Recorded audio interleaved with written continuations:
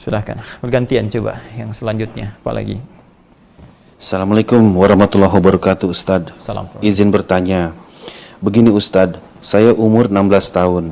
Ayah saya orangnya suka mabuk-mabukan dan main judi. Duit hasil main judi itu diberikan kepada ibu saya dan dibelikan kebutuhan makan. Jadi saya sekeluarga mau tidak mau memakan uang itu.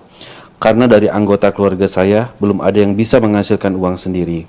Sedangkan jika kita memakan uang itu, hidayah atau rahmat sulit sampai di keluarga. Pernah sekali ibu saya membeli Al-Quran, tapi saya tidak tahu apakah uang yang dipakai dari ayah saya atau tidak. Tetapi Al-Quran tersebut saya baca sampai sekarang. Pertanyaannya, bagaimana jika kami sekeluarga memakan uang tersebut sedangkan kami tidak bisa mencari uang sendiri? Apakah Al-Quran yang saya baca tetap menghasilkan pahala atau tidak? Karena dibeli menggunakan uang hasil judi ayah saya. Terima kasih Ustadz. Baik. Saya ingin bacakan dulu hadis Nabi SAW, dan bagi teman-teman yang mengaji kumpulan hadis dasar ya, ada 42 hadis yang dikumpulkan tentang pokok-pokok agama oleh Al-Imam An-Nawawi, diberi nama Al-Arba'in, kisaran 40-an ya. Di antara kumpulan itu ada mengutip kalimat Nabi SAW yang menyebutkan tentang seorang lelaki. Thumma dzakara rajula. Nabi mengisahkan seorang lelaki yutilus safara, yang menempuh perjalanan panjang. Asy'atha aghbara, sampai ia terkena debu ya. Jadi dulu kan belum ada mobil seperti kita sekarang. Jadi ini menunjukkan dia melakukan perjalanan panjang. Ya, sehingga sudah berdebu gitu wajahnya. Kemudian yamuddu yadayhi ila sama, dia mengangkat tangannya ke langit. Ya, fayaqulu ya Rabb, ya Rabb. Dan dia mulai membuka doanya dengan menyebut al-asmaul husna. Ya Rabb, ya Rabb. 3 perbuatan ini seharusnya cepat mengabulkan doa. Karena memenuhi 3 unsur cepatnya doa dikabulkan. 1, doa yang dipanjatkan dalam perjalanan jauh itu cepat dikabulkan oleh Allah Subhanahu wa taala. Apalagi perjalanan menuju tempat yang baik untuk mengerjakan perbuatan baik. Ya, misal umrah, ya, haji di pesawat, banyak berdoa, banyak tobat. Perjalanan ke majlis ilmu, ya, banyak berdoa, itu cepat dikabulkan. Bahkan khusus untuk majlis ilmu itu langsung ada hadisnya di Ibnu Majah itu, ya, nomor hadis 233. Ya, dari sahabat Abu Darda. Ya, Nabi SAW menyampaikan, man salaka tariqan yaltamisu fihi ilma sahalallahu lahu tariqan ilal jannah, ya, wa innal malaikata la tadau ajnihataha ridan li talibil ilmi. Ya, orang yang menempuh perjalanan untuk menuntut pengetahuan walaupun sedikit, itu akan dihitung oleh Allah untuk memudahkan langkah ia ke surga. Dan kalau penuntut ilmu ini mengetahui, sejak dia mulai berangkat, malaikat membentangkan sayapnya, memberikan ridha kepadanya. Di antara makna ridha itu adalah mengaminkan doanya. Ya, bahkan hatal hitan allati fil bihar, sampai ikan-ikan yang di laut itu pun memohonkan ampunan kalau kita mengetahui. Hadis sahih. Ya, jadi ini perjalanan panjang. Yang kedua, hadis tentang mengangkat tangan seperti ini. Ya, jadi semakin kita ingin memohon, mengangkat tangan, jadi menyatukan seperti ini. 2, ya, begini ya. Nanti kalau semakin tinggi lagi seperti istisqa, semakin tinggi. Nah, ini ada hadis mengatakan ketika seorang mengangkat tangan, itu doanya lebih cepat dikabulkan oleh Allah dibandingkan dengan yang diam. Ya. Innallaha hayyun karimun. Ya, sungguh Allah itu punya sifat malu yang dalam dan sangat mulia.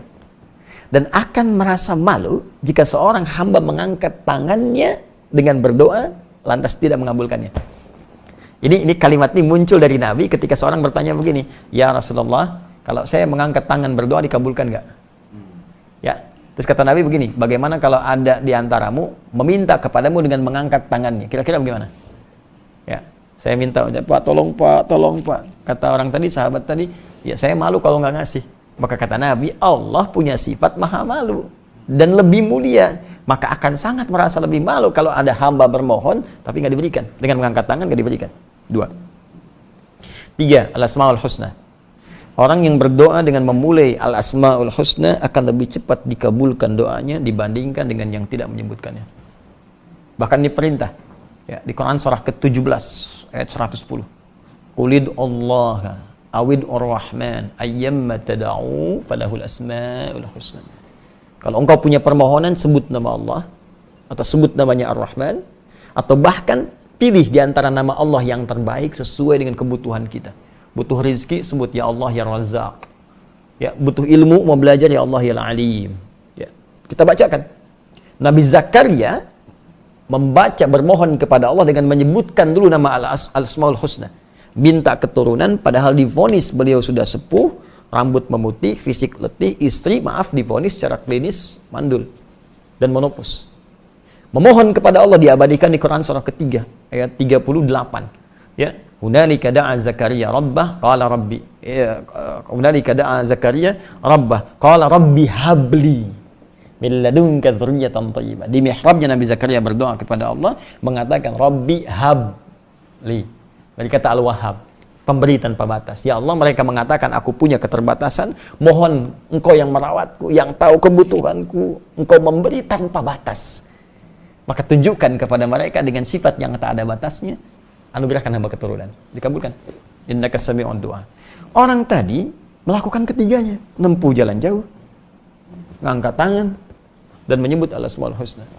Harusnya 3 kali lebih cepat dikabulkan dari orang biasa. Apa jawab Nabi? Anna yustajabu lidzalik. Doanya mustahil dijawab, kata Nabi. Gak bisa dijawab. Bingung sahabat, kok bisa? Ya, apa jawab Nabi? Famat'amu haram, makanannya haram. Mashrabu haram, minumannya haram.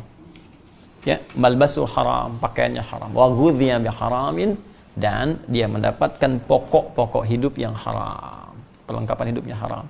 Jadi begini, kalau biasanya kalau kita mau minum ada gelas ya. Nah, ini anggap aja gelas ya.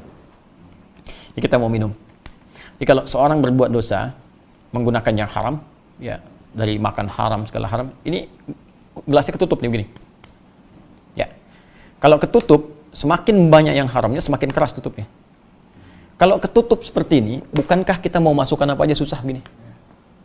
Nah, jadi bukan Allah nggak mengabulkan doanya, cuma karena ketutup begini mental. Sedangkan sifat doa itu kalau dimintakan pasti dikabul. Ya, di Quran surah kedua ayat 186.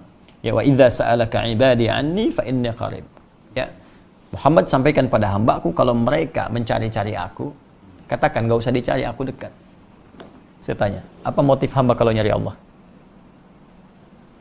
Cuma 2. Kalau nggak tobat, mau minta doa. Rata-rata begitu.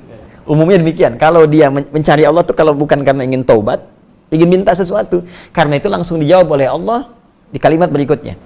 Ya, ujibu da'watad da'i idza da'an. Sampai kapanpun hambaku berdoa kepadaku, pasti aku kabulkan. Kalau bukan sekarang, nanti saat dia siap. Atau aku ganti dengan apa yang dia butuhkan, dengan apa yang dia inginkan. Nah, cuma saat Allah ingin mengabulkan, diberikan, tadi tertutup oleh maksiat, terhalang begini. Ya. Ini kan, ini ada longgar begini nih, terbuka begini. Ini kita bisa masukkan apa aja, ini, sini. Tapi kalau kita tutup begini, kita masukkan pun kan balik lagi. Ya. Nah, ini problemnya apa? Yang haram tadi. Nah, maka, mohon maaf, doa saja sulit terkabul. Maka bagaimana kemudian itu bisa mendapatkan penilaian baik di sisi Allah Subhanahu wa taala dari sumber-sumber yang haram. Maka muncullah kalimat Nabi sallallahu alaihi wasallam, "Innallaha thayyibun la yaqbalu illa thayyibah." Allah itu maha baik, maha suci, tidak menerima satu amalan kecuali dari yang suci. Karena itu orang korupsi misalnya dipakai nyumbang masjid, nah, nggak ada nilainya insya Allah Subhanahu wa taala. Ya. Nah, terkait dengan yang tadi bagaimana statusnya Ustadz? Bapak saya judi, pemabuk. Nah, sebelum kita sampai kepada hukum, kita sampai kepada fikih dakwah dulu. Nah, kadang-kadang fikih dakwah, pendekatan fikih dakwah itu lebih diutamakan dibandingkan fikih ibadah atau fikih muamalah. Baik. Buka Quran surah ke-16 ayat 125. Di situ Allah menyampaikan, "Ud'u ila sabili rabbika bil hikmah wal mau'izatil hasanah wajadilhum billati hiya ahsan." Jika ada orang belum paham tentang hukum-hukum Allah yang bisa berdampak buruk bagi kehidupannya kalau ia melanggar yang haram, ya, atau hukum-hukum yang lain, maka terangkan, ajak dia. Ajak dia. Ya, pertama dengan cara hikmah. Nasihat disimpan dulu, debat disimpan dulu. Yang muncul hikmah. Apa di antara hikmah itu? Sikap bijak yang meluluhkan hati orang untuk meninggalkan perbuatan buruk dan melangkah kepada yang baik. Nah, sekarang yang kita hadapi ayah. Ayah berperilaku kurang baik. Bagaimana kemudian bisa mengajak ia meninggalkan perbuatan buruknya, berpindah kepada yang baik? Maka dalam Al-Quran petunjuk pertama disebutkan menggunakan hikmah. Bagaimana dalam prakteknya? Ditafsir kemudian di Quran surah ke-17 Al-Isra. Kita bisa buka dari ayat 23 sampai dengan ayat 27. Ya, paling kiri dari tengah sampai ke bawah. Wa qadha rabbuka alla ta'budu illa iyyah wa bil walidaini ihsana. Allah telah menetapkan ya supaya engkau semua menjadikan Allah sebagai Tuhan yang harus disembah, tidak yang lainnya, dan berbakti maksimal kepada kedua orang tua. Apa di antara bakti yang pertama kali dilakukan? Banyak berdoa. Rabbirhamhuma kama rabbayani shaghira. Maka mulai dengan doa dulu. Saya sarankan adik kita ini perbanyak sholat malam dulu.